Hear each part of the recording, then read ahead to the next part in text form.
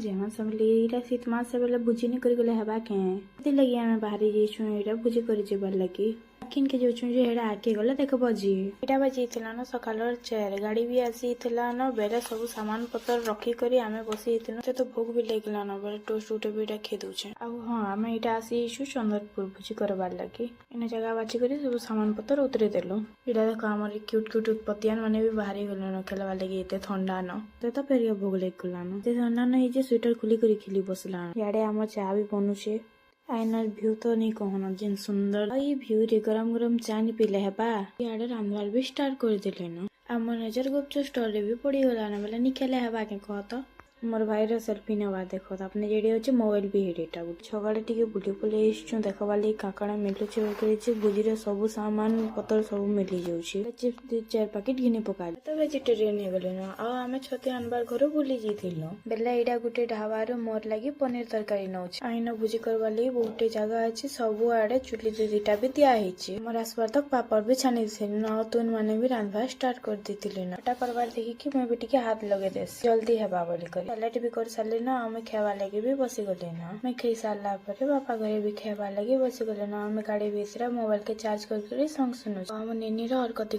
तो हंस तार मारा पर्स रे पाउडर खोजुची लिपस्टिक माकी सारला न फेर गया खोजुची वीडियो बनाउछि बोले तार मुंह देखो तो केना करूची जे नॉन वेज नि खिंची काणा स्पाइट तो पीना बनता है पार्ट 2 रे फेर देखा हेबा।